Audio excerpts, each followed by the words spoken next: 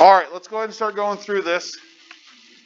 So again, what we're looking for is we're looking for our V Thevenin, our R Thevenin, and the voltage across resistor 3. R3 is going to be our load.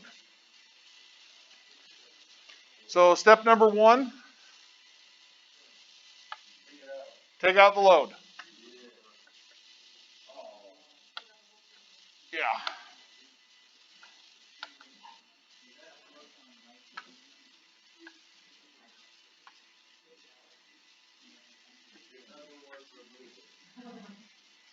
If it doesn't work, you're not trying hard enough.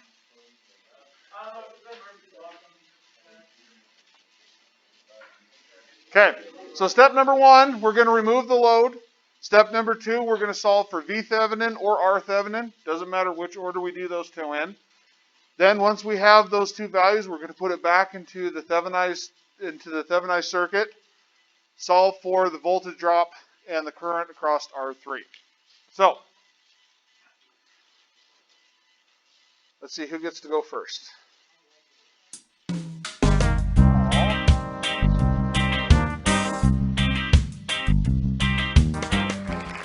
Mac, you're up.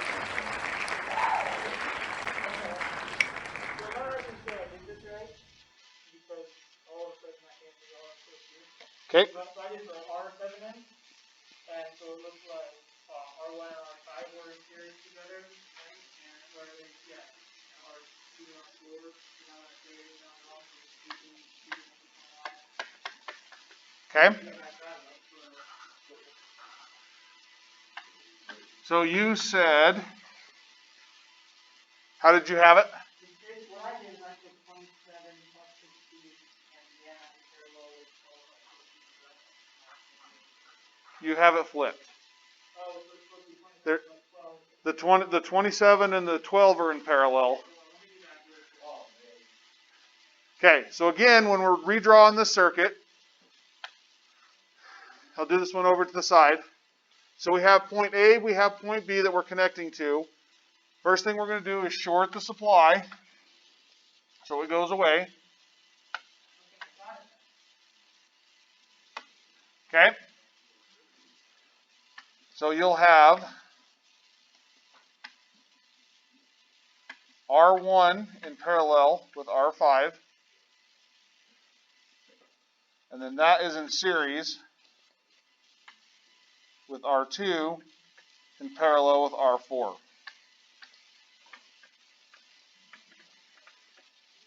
Like that.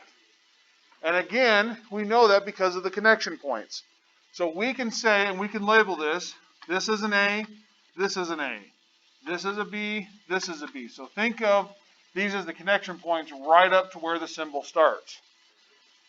Everywhere else that we have, we can label as connection C. Like that.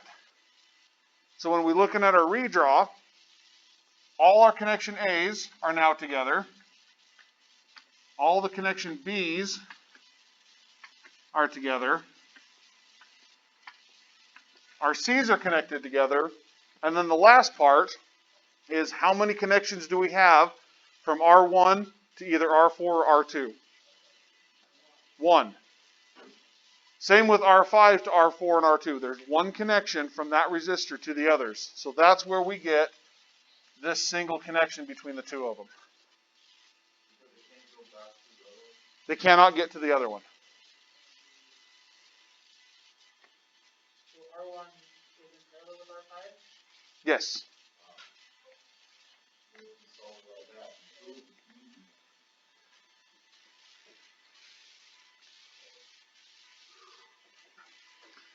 So our R Thevenin is R1 in parallel with R5. That value is in series with R2 in parallel with R4.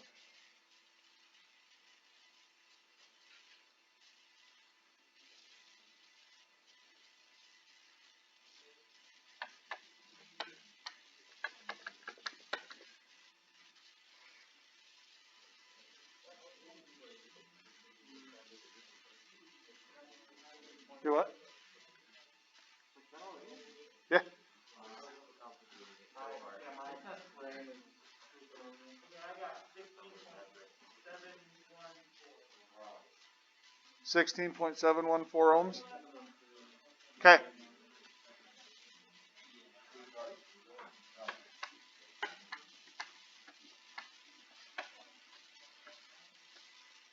And again, let's just kind of ballpark it to make sure that's in the right realm. We have 27 in parallel with 16. That's going to give us 10 ohms-ish. We have 15 and 12 in parallel. That's going to give us about 11.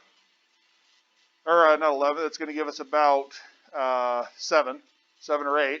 We add those two together, we're back up to our 16. So ballpark, yes, that matches too with what we have.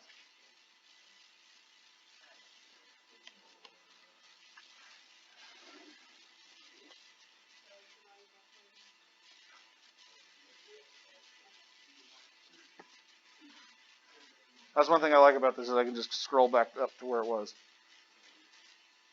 Again, that's my downfall because I noticed, and I've done with you guys, is I come over to the regular dry erase boards and I try to scroll it. You get used to technology, you forget how to use old school things sometimes. Yeah. I don't know if I can still drive one. I haven't driven one in years.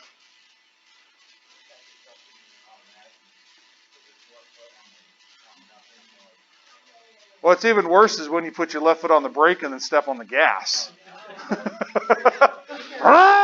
You're like, oh, crap. Yeah.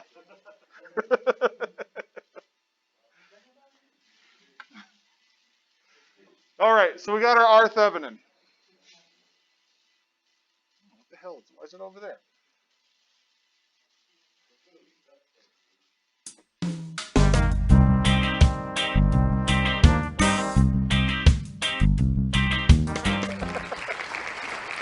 Okay, Seth, you're up. Well, I can change that.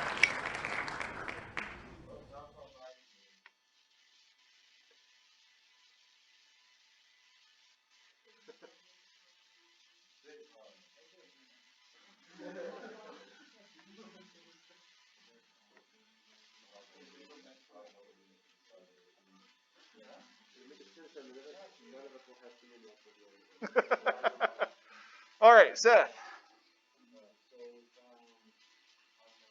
Yep.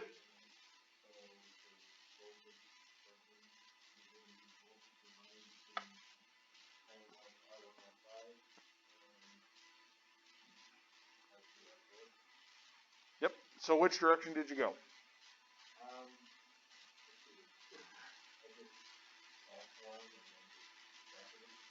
Okay.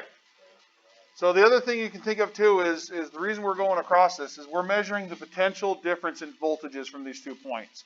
So if we measure from here down to this point, we're going to get a voltage. We measure from this point down, we're going to get another voltage. Depending on how we hook it up, we're going to see the difference between these two. Generally, I use R5 and R4 to solve for those values. Mm-hmm. Yep, and there's an open right here, so we're measuring the difference that's needed in that. So can we use our R7 as a load resistance to solve with the voltage divider, or? Nope, you use this guy. This is what we're solving for right now is our Thevenin voltage. So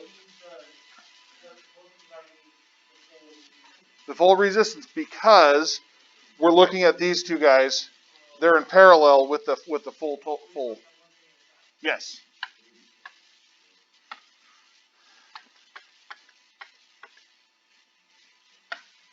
Okay, so what did you get for your V Thevenin?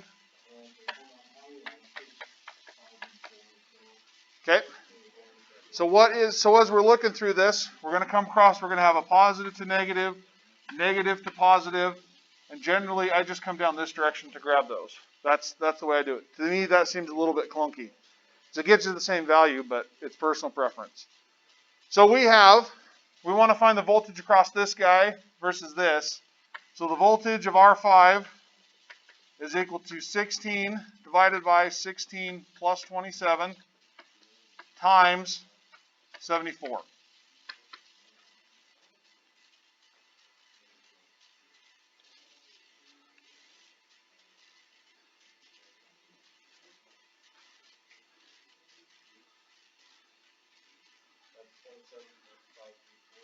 Okay, so 27.534 volts.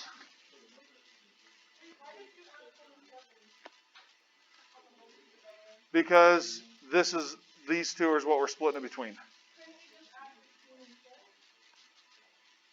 No. Because these aren't in series with the 74. If we're looking at just this branch right here, what voltage does this branch have? How was I able to get 74 volts? Because I did 16 divided by 15 plus 15 times 74.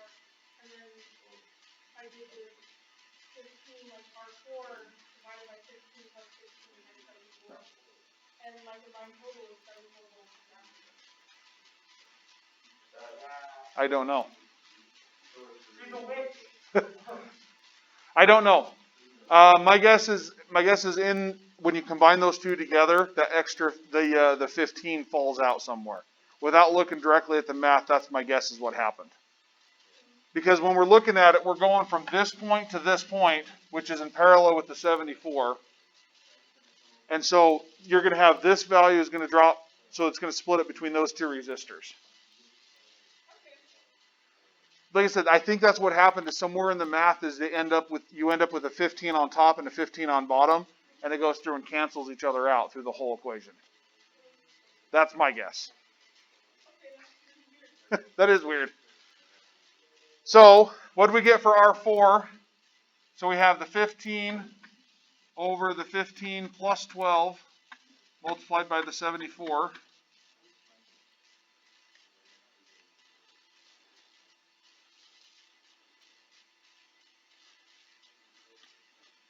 What do we get for this voltage we're solving for across R4?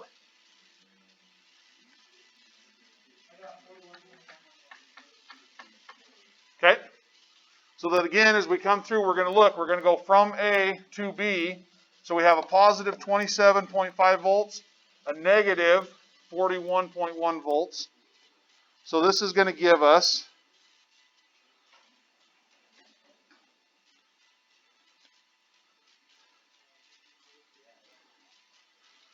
okay, 13.577. But remember, we're measuring in the instructions that we're measuring with our voltmeter positive to negative. So how do we get that to measure a negative voltage? It's going to be going, yep, it's going to be going that direction.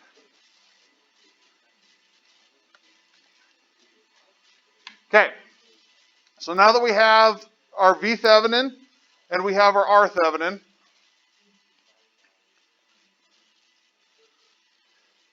so V Thevenin is the voltage across R5 minus the voltage of R4, 41.111 minus 27.534 gives us a negative 13.577 volts. Okay, now that we have those, we can go to our Thevenized circuit. It is negative. The last one came out with negatives on both sides. You want your variable to be positive if at all possible. So when we solve for this guy, remember, we have VR5 minus VR5, plus VR5 minus VR4 plus some value for AB has to equal 0. So when we were solving this, we had a negative VAB is equal to a negative 14 or something like that. This variable we want to have as a positive by itself. We don't care about the answer. Well, when we ran through this equation, we drew our loop, we came up with this guy being negative. So that's the difference. When this variable name itself is negative, that's when we're going to flip whatever answer we get. So in this case, when we end up with, we have a positive VAB, and we have a negative answer. So the negative name is where we want to keep positive.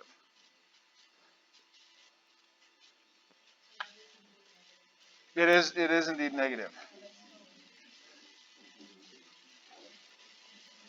And that's what we would measure when we go to measure these voltages. That's what we're going to measure with our meter when we find the actual voltage. So when we go to our Thevenin circuit, the difference this time is our battery is going to flip. And this is really all that we do to distinguish that we have a negative voltage coming in. We've got R3, so we've got a negative 13.577 volts, and our R Thevenin was 16.713 ohms, and R3 was 27 ohms.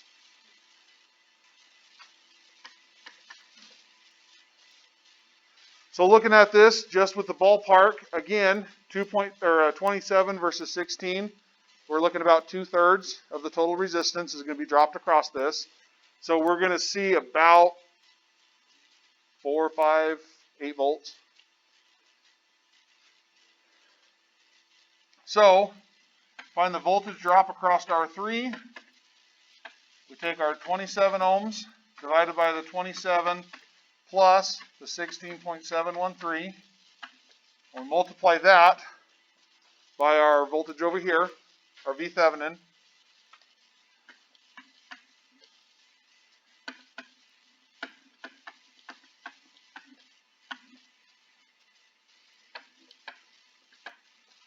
The voltage we have across R3 is then going to be equal to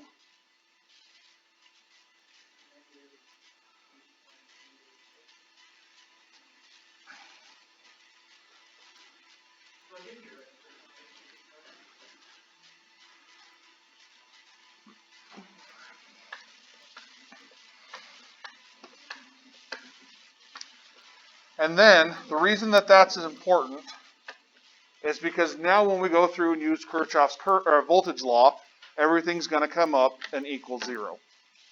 If we don't have it negative, that's one way we can check. So we plug that value back up in here. We solve for the other resistors voltage values. We check it with Kirchhoff and make sure it comes out to be equal to 0, which we can't at this point.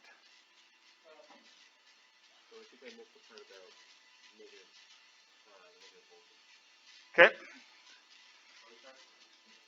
So for finding V Thevenin, we're going from point A to point B.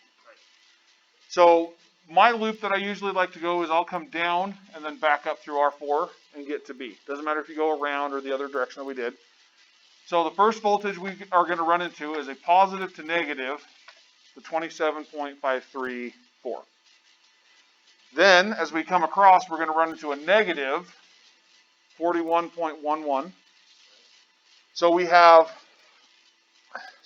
the 27.534 minus the 41.111, and then we're going to have a VAB equals 0.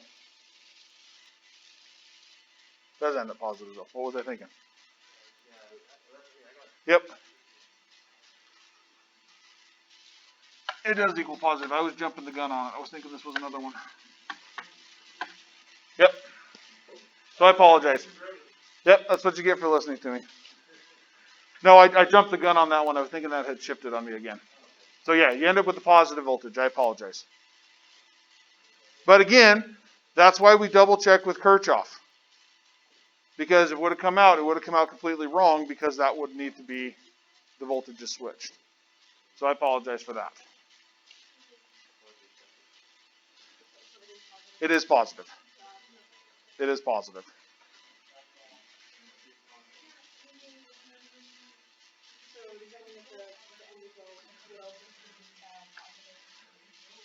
Yep. So I got to go through and change all those. Which happens. Like I said, the positive and negative thing, that's why you always double check with Kirchhoff to make sure you did it correctly. Okay. These ones will do pretty much the same way. Now,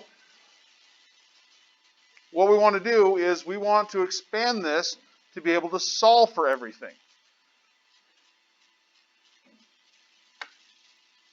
So we're going to use this same one, and we're going to use this kind of as our reference point.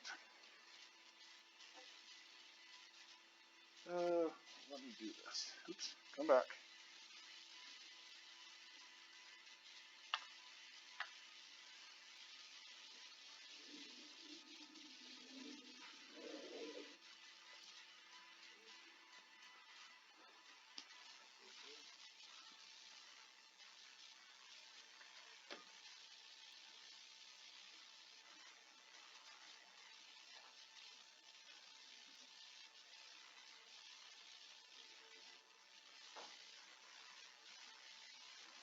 That worked. Let's see if it'll let me.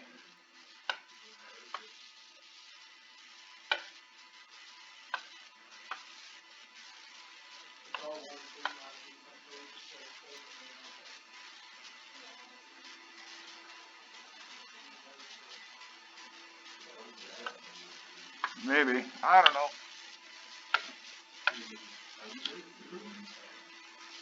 I was going to have to redraw it. It was worth a shot.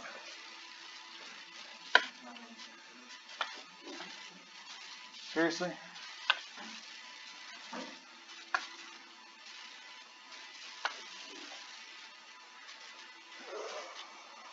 Why aren't you behaving?